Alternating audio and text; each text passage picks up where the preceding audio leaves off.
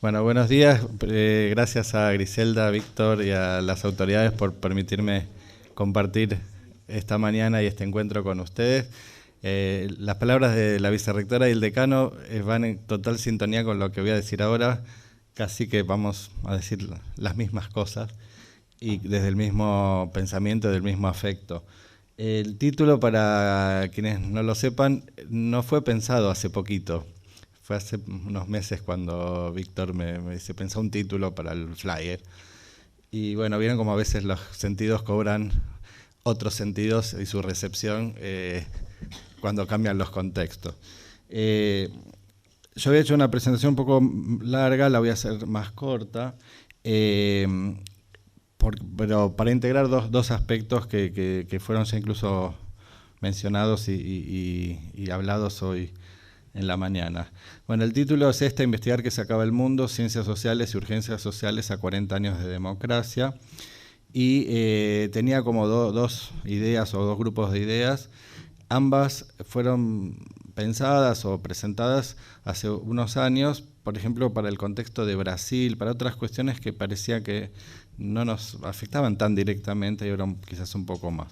La primera, el grupo de ideas son reflexiones sobre las ciencias sociales y el quehacer, el oficio de hacer ciencias sociales, y con esto de los 40 años de democracia, el aporte que podemos hacer desde las ciencias sociales, y también pensar un poco por qué las ciencias sociales y las humanidades son blanco de ataques en contextos de tiempos sombríos, que es una expresión de Bertolt Brecht que retoma Hannah Arendt.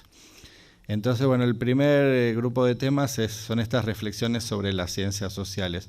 Y para ello, estamos en un congreso de ciencias sociales. Voy a remitirme a un texto de antes de, creo que de la mayoría, que no habíamos nacido la mayoría de quienes estamos aquí, un viejo texto de Habermas sobre el interés que tienen, que vehiculizan, digamos, los distintos modos de hacer ciencias, un poco en la línea de lo que decía hace un rato la señora vicerrectora. Entonces, en ese texto del año 65, Habermas habla de tres tipos de ciencias o de saberes. Uno, las ciencias, que también habló el decano, ¿no?, de las ciencias empírico-analíticas, que serán básicamente las ciencias de la naturaleza, que lo que se proponen es establecer leyes con formas de, o sea, hipótesis con formas de leyes que remiten a relaciones causales, con el fin de dominar o controlar técnicamente básicamente la naturaleza, pero también las personas. Y la actividad sobre la cual se calca o se modela este tipo de ciencias es el trabajo, ¿no?, una actividad que es instrumental, es decir, un medio para conseguir un fin. Pero también voy a ir rápido por el tema de que si no se va a hacer muy largo. El segundo tipo de ciencias son las ciencias que se llamaban en el siglo XIX las ciencias del espíritu o histórico-hermenéuticas, que serían aquellas que no solo tratan de explicar causalmente, sino comprender, y tienen un sentido no necesariamente técnico, sino un sentido práctico. Tiene que ver con nuestras propias vidas y tiene que ver con la interacción entre las personas, y tratar de comprender, interpretar esas interacciones, los sentidos subjetivos e intersubjetivos, y bueno, la actividad o ámbito sobre el cual se monta este tipo de ciencias es el lenguaje o el intercambio lingüístico. Y en el año 65 Habermas hablaba de un tercer tipo de ciencias, que son las ciencias que él llamaba emancipatorias. Hoy puede sonar grandilocuente esa denominación, pero sería aquellas ciencias que permiten que los sujetos, las comunidades, los colectivos reconozcan aquellas condiciones que hacen a su opresión y de esa manera permitir la liberación, ¿no? Entonces, ¿qué pasa con todo esto ahora, a 60 años, de estos tres tipos de ciencias, de las cuales, como se imaginarán, estas dos últimas son las que son más objeto de escarnio, no solo de ataques, ¿no? Y esto lo hago en términos de tiempo, en estos tiempos de ahora, de neoliberalismo y de amenazas de restauraciones autoritarias. ¿En qué estamos con las ciencias, como dijeron hace un rato, más positivistas, más de tipo ciencias basadas o ciencias de la naturaleza o basadas en el modelo de las ciencias de la naturaleza? Por un lado, una idea que incluso no aplica tampoco para esa ciencia, que es la de la utilidad inmediata, ¿no? Esta idea de que algo tiene que ser traducido técnicamente e inmediatamente. Incluso la utilidad vista de una manera completamente reductora, que es lo que el Estado o la sociedad o alguien se ahorra en dinero a partir de eso. No, por ejemplo, que vivamos más felices o tengamos acceso a la cultura o podamos producir, como vimos hoy a la mañana, una música que no tiene una utilidad en un sentido económico, pero nos alegró la mañana y nos hizo reenergizarnos para empezar este congreso. Y también permanecen todavía en este sentido común, y no solo en neoliberales o en autoritarios, de que ahí puse el prefijo pero pre-marxistas en el sentido de pensarlas como que no vehiculizan ningún tipo de interés económico, político o de clase, la actividad científica, prefeministas, para decir que en el sentido, para decirlo más amplio, que pensar los conocimientos como no situados, como no contextualizados en los marcos de perspectivas, de análisis, perspectivas vitales. Pre-postestructuralistas en el sentido de decir que como si estuvieran ahí la realidad y no hay ningún lenguaje también que les da sentido y en ese proceso las va constituyendo como tales. Y también con esta idea de que puede haber una ciencia con neutralidad valorativa a esta altura del partido. Sigue prevaleciendo unas visiones sobre la construcción incremental del conocimiento, esta idea de, bueno, yo voy a trabajar para agregar mi granito de arena a algo que ya existe, y no una idea un poco más crítica de pensar, bueno, cuáles son los presupuestos, los supuestos que están atrás de los paradigmas. Y también esta idea que ya la dije al principio de cómo se objetivan esto para quienes estamos en CONICET y están en los sistemas de incentivos, lo saben bien, es decir, qué es lo que consideramos valioso como objetivación de nuestras prácticas de investigación. Básicamente esta idea del paper, pero ¿qué quiere decir? ¿Cómo objetivamos aquello que producimos? También un poco en la línea de hace un rato de considerar qué es aquello que es objetivo y qué es subjetivo. Y acá adelanto algo sobre las urgencias sociales, que es la producción de evidencias. Es decir, nosotros pensamos la política democrática, la política pública como una política basada en evidencias, y quiénes, si no las ciencias, y en particular las ciencias sociales, son las que producen las evidencias para poder relevar cuáles son los problemas, dónde están, en qué consisten, cuáles son los procesos que les dieron lugar y cómo funcionan las técnicas que podemos utilizar para intervenir sobre ellos, qué impactos tienen. Y las evidencias no son datos solamente que se puedan reducir a números para permitir, por ejemplo, hacer una línea de base, un monitoreo y una evaluación de política pública, sino evidencias que pueden proveer, como mencionaron hace un rato, la antropología, decir, bueno, ver qué es lo que impacta en los sujetos, en las personas, que yo trabajo en salud, entrevistar a las pacientes, los pacientes, usuarios, a ver, bueno, cómo los objetivos de salud pública son vividos, recepcionados, experimentados, resistidos por las personas, ¿no? Y acá ya me empiezo a ir un poco de programa. En políticas públicas y políticas de salud se habla de la población objetivo, en inglés es target, en brasilero es alvo, en francés es cible. Bueno, son 4 palabras que refiere a algo que uno le dispara, ¿no? Entonces ya está esta visión de que las poblaciones objetos de políticas públicas son objetos y no sujetos que pueden tener algo para decir. Y eso algo para decir no solo es una cuestión ética y política, sino también hace a la eficacia y a la eficiencia de la política pública. Eso que tanto le interesan a quienes quieren ahorrarle dinero al Estado. Y en este sentido, ya voy a pasar más rápido, no estoy cumpliendo con lo que dije que iba a ser veloz. Las ciencias básicas también caen en la volteada de la no producción de utilidad inmediata. Y como decían los otros días, y lo vimos con el COVID, no hay ciencia aplicada si no hay ciencia. Y la ciencia es básicamente ciencia básica y también es el entrenamiento en la ciencia. abro otro paréntesis, en estos momentos de cuestionamiento del CONICET. El CONICET no solo produce investigaciones de lo más variado en todas las provincias de este país, sino que con sus aportes económicos financia a, creo que son ahora de unos 12.000 estudiantes de doctorado que están haciendo una formación en investigación que va a ser utilizada para la investigación y para todo el resto de las cosas. Y entonces echar por la borda lo que es la formación y que lleva su tiempo y que no tiene una utilidad inmediata. Las tesis no tienen traducción, salvo que vas a resultar a alguien que está formada y formado en capacidades que pueden ser útiles, con comillas o sin comillas, para un montón de cosas. Y bueno, y las ciencias histórico-hermenéuticas justamente entran en tensión porque lo que se preocupan es de las cuestiones prácticas, ¿no? Es decir, aparecen disciplinas menores. Alguien dijo blandas hoy más temprano, incluso se puede decir feminizadas en un sentido a veces literal, son más mujeres las que se dedican a este tipo de disciplinas, pero también como si fueran menores o tuvieran un estatus de racionalidad o de cientificidad menor que las ciencias empírico-analíticas. Y en tercer lugar, las ciencias estas emancipatorias, que hoy, repito, suena casi extemporáneo hablar de emancipación o de liberación, pero hace 60 años cuando Habermas escribió esto, escribió también la ciencia y técnica como ideología y todas las cosas que después terminó desarrollando durante muchos años. Las ciencias críticas eran básicamente la economía política y el psicoanálisis, que trataban de desentrañar, bueno, estos procesos de dominación.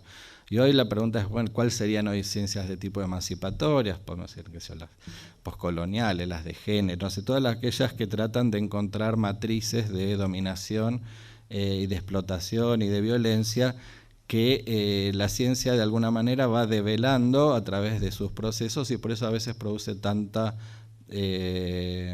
violencia, ¿no? Los discursos que hemos visto estos días son muy violentos, no son solamente disparidades de criterios sobre qué sería bueno hacer o no hacer, sino que son extremadamente violentos, incluso violentos con las personas que hacen eso, ¿no? Con las figuras de los scratches. Vuelvo, y en un sentido quizás más amplio, o acaso soy yo el que habla, no Habermas, las ciencias sociales tienen una función de politización, en el sentido que voy a decir ahora, tenemos experiencias individuales que nos pasan, existen fenómenos específicos tal o cual, y la politización pasa por inscribir estas experiencias individuales o fenómenos en las estructuras sociales que los producen, estructuras sociales que son conflictivas, que son sistemáticas, y en los procesos históricos que también le dan su sentido, y también en términos yo siempre insisto en este tercer aspecto, inscribir lo que me pasa a mí o le pasa al otro o a la otra en narrativas colectivas que también le dan sentido, ¿no? ¿Qué me pasa a mí frente a un embarazo no intencional? ¿Qué me pasa a mí frente al desempleo? ¿Qué me pasa a mí frente a mi hijo que tiene un uso intensivo de drogas? No sé, cualquiera de las experiencias que se les ocurra, poder inscribirla en una estructura social, en procesos históricos, en narrativas colectivas, lo politizan, porque también hacen posible la transformación de las condiciones en las cuales estas experiencias o fenómenos tienen lugar. Entonces, bueno, esto lo voy a saltear por la cuestión de no hablar demasiado. Y en definitiva, y esto lo voy a decir solamente el último punto que está ahí, lo que produce la política científica en la cual todas y todos nosotros y nosotras estamos inmersos, además de aquello que producimos, evaluados en términos de una productividad neoliberal, en términos de cantidad, a veces esto que se llama la ciencia fiambre, ¿no? Yo tengo una investigación y voy sacando fetas como si fuera eso lo importante, y si nos evalúan cada 2 años, en 2 años tengo que haber hecho algo de mi investigación. Entonces, como decía a unas antropólogas amigas más grandes que yo, decía, bueno, cuando ellas estudiaban estaban 5 años, 7 años, 9 años haciendo el trabajo de campo, porque es lo que dice que hay que hacer en antropología, pero hoy si hacen eso después ya no van a tener la beca que sigue, no van a perder el trabajo, no van a poder concursar, en definitiva, no, por hacer antropología van a tener que dejar de hacer antropología. O en CONICET decía, bueno, a mí no me promocionaron porque estaba escribiendo un libro. Y eso es un sinsentido, porque nosotros queremos que haya libros y leer libros y producir libros. Pero digo, no solo hay un tema de productividad neoliberal, sino también hay una subjetivación neoliberal, que eso tiene que ver con un malestar en el cual estamos todas y todos, o muchos de nosotros, que es esta idea de que uno tiene que producir, digamos, tenés que, hablando de investigadoras e investigadores, tenemos que investigar, dar clase, gestionar, hacer sindicalismo, ahora resistencia política, dirigir becarias y becarios, tesistas, buscar plata, estar en comités de ética, en comités de violencia de género, someternos a evaluación, evaluar, y me estoy olvidando, decenas y decenas de cosas por el mismo precio en el mismo tiempo. Y en esta dimensión que hablaron más temprano, por una cuestión que creemos en las instituciones públicas de las que formamos parte. Bueno, y en este sentido hay lo que se llamaría un doble vínculo, ¿no? Esta idea que nos y además, perdón, tenemos que ser buenos padres, hijos, amantes, maridos, deportistas, cuidarnos de la salud, no sé, todo. Entonces eso produce esa interpelación del doble vínculo, double bind, es una interpelación que es imposible de satisfacer y eso produce malestares. Y esta idea de Arendt, yo voy a retomar solamente un aspecto, lo de tiempos sombríos o dark times, es que son tiempos en los cuales estamos sometidas y sometidos a dilemas éticos constantes. Todo el tiempo tenemos que tomar decisiones, estamos enfrentadas, sobre todo como quienes estuvieron en esta mesa, o en mi caso, cuando estás en lugares de dirección, coordinación, todo el tiempo tenés que tomar decisiones éticas cuyos resultados son siempre no buenos, es decir, son decisiones, en ese sentido podríamos decir, son trágicas, ¿no? Ahora voy a volver sobre eso, pero bueno, abro paréntesis de vuelta. Esto, le decía, surgió hace unos años en un congreso de antropología en Brasil, cuando un colega brasilero, gay, le dijo a los padres: papá, mamá, si ustedes votan al que van a votar, quizás yo me tenga que ir del país. Y los padres le dijeron, bueno, y se llevaba bien con los padres, y se querían y se quieren, pero votaban a un candidato que decía, con lo que decía y pensaba hacer, y por algunas partes hizo, que había gente que no tenía lugar en esa sociedad. Entonces, ¿qué haces como hijo? ¿Los mandás al cuerno a tus padres? No sé. Bueno, y ahora estamos en esas situaciones, nosotros y nosotras, ¿no? Bueno, vuelvo al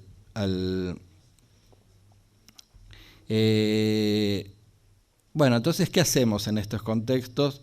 Muchas de las cosas que hacemos es adaptarnos, quejarnos y hacer catarsis, pero también, esto lo mencionaron hoy en la presentación, estos espacios públicos, como este tipo de congresos, son espacios que son un privilegio el poder contar con ellos, porque nos permite, como decía la vicerrectora, no solo compartir, intercambiar datos, argumentos, trabajos, sino sostenernos afectivamente, y en ese sentido pensar el espacio público como un espacio de cuidado.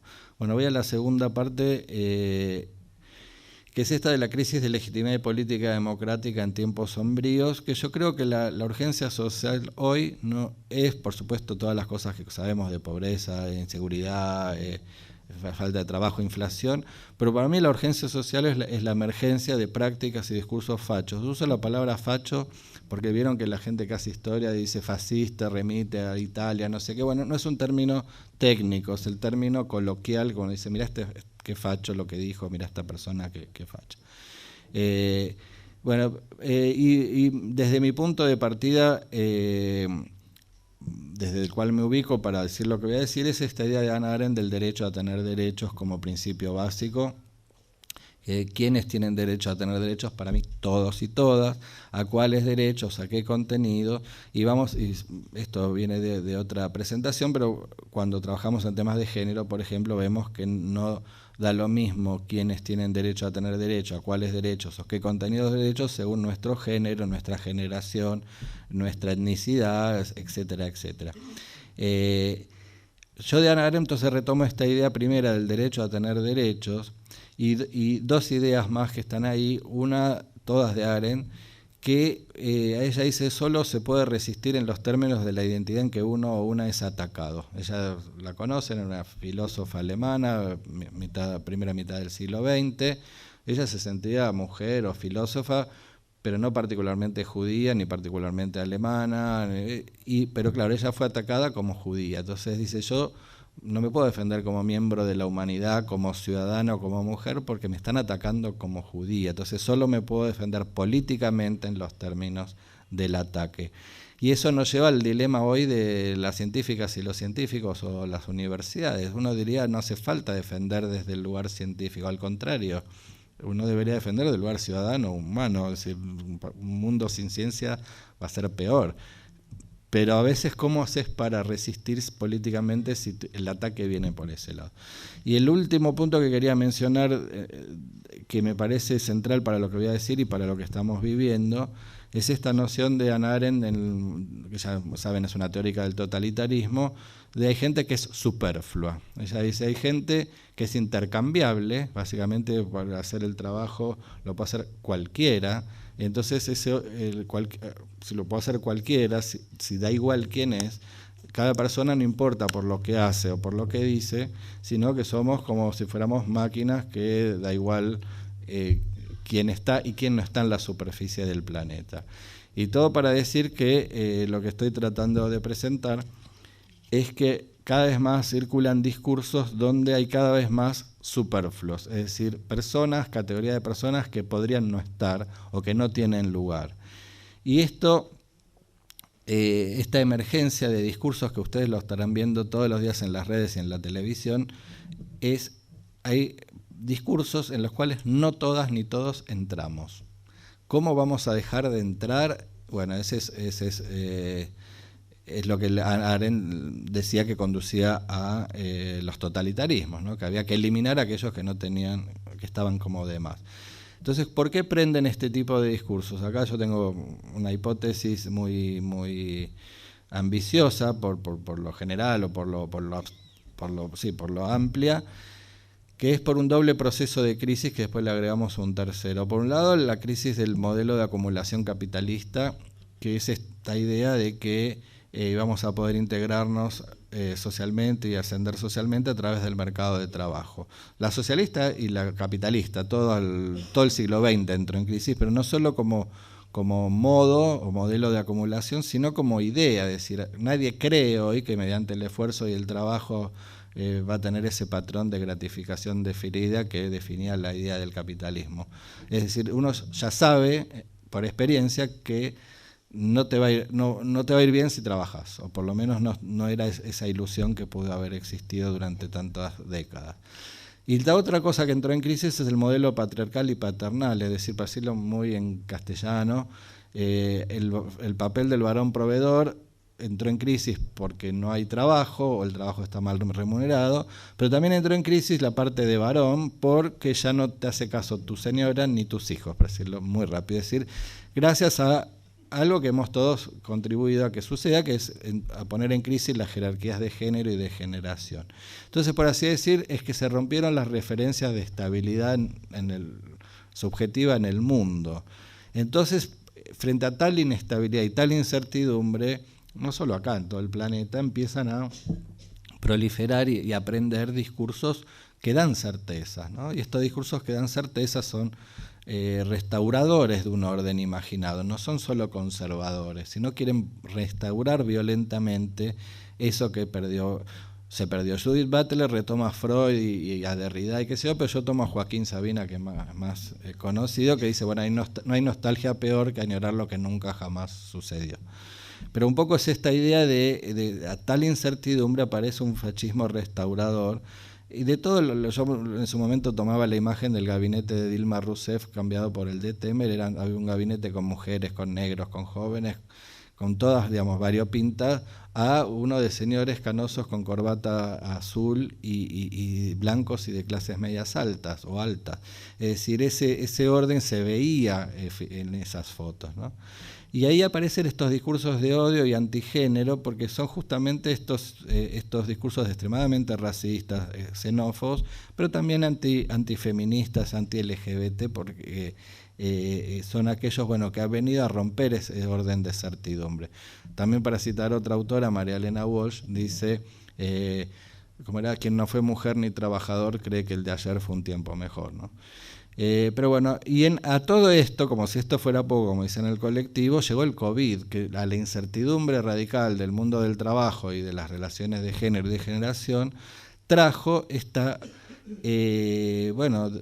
cuestión planetaria de la muerte y la enfermedad, que estaba, como esto es todo sacado del último libro de Judith Butler, estaba literalmente en el aire. Uno, por respirar o toser, moría o mataba, o por lo menos era esa expresión. Incluso no se pudo, y ustedes lo saben bien, lo sabemos los argentinos bien, incluso llorar, velar a quienes fallecían en esos momentos. Entonces, y en esos contextos circularon también, como mencionaron en la mesa anterior, los datos falsos, pero también lo que yo llamo las falacias, que también producen ese double bind o sensación de imposibilidad, que es la circulación de razonamientos falsos o falacias. Voy a dar un ejemplo que, ligado a lo que fue dicho antes. Las vacunas son un veneno y los amigos del poder tienen acceso privilegiado a las vacunas. Yo no puedo reclamar esas dos cosas a la vez, porque si son un veneno, bueno, que se la tomen los amigos del poder. Y ese era el mismo reclamo dicho por los mismos sujetos. Entonces, y ese tipo de cosas las vemos ahora todo el tiempo también, como mencionaban, en las redes.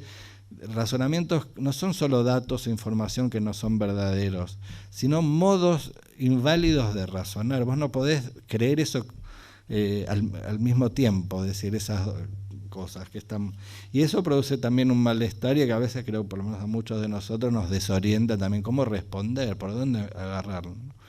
Y bueno, para finalmente, dos cosas de Butler, de este libro del 2023 sobre la pandemia. Por un lado, la pandemia paradójicamente mostró que el mundo es uno solo, incluso ella usa la expresión planeta, porque incluye no solo el mundo que podría ser de seres humanos, sino todo pero a su vez el mundo es uno, pero no es uno, porque y acá, no sé si hay un mundo al lado, que también es el que está en crisis, y yo lo usaba, la imagen es mía, no de Butler. La práctica del delivery. Cuando estábamos en pandemia, quienes estábamos en nuestras casas recibiendo el delivery, y quienes estaban en la bicicleta o en la moto llevándonos el delivery, y que en su propio trabajo ponían, lo hice en comillas, pero sin comillas, en riesgo sus propias vidas. Es decir, y ese mundo el que siguió trabajando para los otros, son, volviendo a esta idea de Hannah Arendt, esta mano de obra que es pensada reemplazable, que incluso es considerado, hoy lo escuchamos en discursos, como basura o desperdicio del mundo, incluso criminalizado, siempre endeudados, y es una vida que de vuelta se vuelve, en términos de Butler, invivible, ¿no? Estar siempre en esa zona de desperdicio de dispensable o de superfluo. Y en este sentido, bueno, para terminar, ir avanzando queda poquito, los cálculos que se hicieron en todos los países cuando, después de las políticas de confinamiento, había que reabrir la vida, porque bueno, había que retomar la vida, empezaron todos estos cálculos de las vidas sacrificables, ¿no? Había estas curvas, literalmente, que bueno, ¿cuántos muertos podemos bancarnos? Pero no son solo cuántos muertos, son qué categorías de personas. Si ustedes se acordarán, bueno, estas personas son personas mayores, bueno, de última ya se van a morir, todos nos vamos a morir, hay que avisar, pero bueno, ¿quiénes son los que son de última sacrificables? Y eso que lo vivimos en la pandemia, lo estamos viendo con los discursos políticos. Bueno, en definitiva, ¿quiénes son los sacrificables de los modelos que estamos proponiendo? Y yo lo digo así, suena como muy desesperanzado y muy fuerte como argumento, pero me parece que esa es la matriz que estamos viviendo. Y no sé si no nos damos cuenta o nos damos cuenta y no nos importa, que esta segunda parte es quizás la más terrible, ¿no? Decir, bueno, como le pasó a este amigo mío con sus padres, bueno, hay gente que no entra. Lo único que siempre cada uno cree que uno sí queda del lado de adentro y bueno, no quiero aguardar la fiesta a muchos y muchas, pero no necesariamente vas a quedar del lado de los no superfluos. Y bueno, entonces, esto de las vidas, que esto Butler lo había trabajado antes y otros antropólogos, bueno, ¿cuáles son las vidas que se consideran valiosas y las de quienes no? Esto es una pregunta de la filosofía, pero es una pregunta literal a la hora de asignar presupuesto, a la hora de pensar las políticas. Y esto, con esto estoy ahí en la anteúltima diapositiva. Creo que lamentablemente estas urgencias sociales para la democracia, que cuando hicimos el título con Víctor pensábamos en otras cosas, pero bueno, ahora yo por lo menos ahora tuve que cambiar el ángulo de la información, es esta cuestión de de aquellos que son superfluos o dispensables o que podrían no estar. Y acá lo terrible es que no son solo personas o categoría de personas, ¿no? Los viejos, los migrantes, qué sé yo. Son culturas, son pueblos, lo hemos visto con los pueblos originarios. Son también paisajes, el agua puede ser superflua, podría no estar. Los ríos, las montañas, especies vegetales, especies animales, eso lo vemos continuamente. Con las cuestiones del desprecio, también a las cuestiones ligadas al cambio climático, a un extractivismo que no piensa en las condiciones para hacerlo, no sé, sustentable o respetuoso de, por ejemplo, aguas, ríos y montañas, ¿no? Y desaparece esta idea del derecho a tener derechos. Esto es explícito por primera vez en nuestro país, ¿no? Es decir, ¿qué quiere decir esto del derecho a tener derechos? No. Y bueno, ahí vuelvo a lo que había dicho al principio, parece que fue hace mucho, fue hace 31 minutos que empecé. El papel de estas ciencias histórico-hermenéuticas y emancipatorias, y también las empíricas, es decir, ¿qué papel tenemos de las ciencias sociales en estas urgencias, también con nuestras temporalidades? Entonces, para repasar es esto, ¿no? Es decir, ¿qué podemos aportar en estos momentos de utilidad inmediata, de doble vínculo, desde las ciencias sociales que por definición apuntamos a pensar respuestas de largo plazo, racionales, que puedan ser debatidas en el espacio público, del cual forma parte la ciencia, la universidad? En estos tiempos sombríos, repito, la idea esta de que son esos tiempos que nos obligan a tomar decisiones éticas a cada paso. Entonces este es el repaso finalmente de lo que había traído. Primero presenté esta idea de triple dimensión de las ciencias, ver esta tensión que hay entre utilidad inmediata y la utilidad mediata, pero incluso la pregunta por qué es útil, porque a veces es la propia pregunta la que está mal planteada. ¿Qué evidencias son las necesarias para poder diseñar, monitorear, evaluar políticas públicas? ¿Qué pasa con todo esto en contextos de neoliberalismo y de autoritarismo en estos tiempos sombríos, donde tenemos que tomar decisiones a cada paso? Y esta idea que no es una idea, es decir, bueno, reconocer que efectivamente hay una crisis de la economía, de las relaciones interpersonales y de la vida misma. Lo del COVID terminó, pero no sabemos. Hay sociedades que se están preparando para un eventual riesgo, ya sea de alguna otra pandemia de la misma que vuelve o de alguna otra catástrofe. Acá yo no veo nada que estemos haciendo nada, ni siquiera preparándonos, nada, tener, qué sé yo, lo que podríamos haber tenido si hubiéramos sabido que se venía la pandemia, ¿no? Y bueno, y este papel de las ciencias sociales, de la politización, que creo que es por eso produce a veces también tanto resquemor, que es justamente apuntar a entender cuáles son aquellos procesos históricos y sociales que, en los que se inscriben todas las experiencias que vivimos.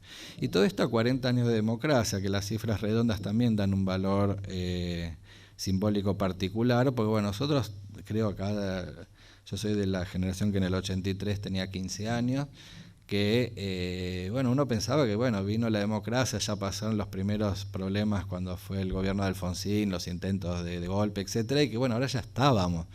Y bueno, la verdad que como todas las cosas hay que defenderlas y cuidarlas porque solas no se mantienen. Bueno, muchas gracias.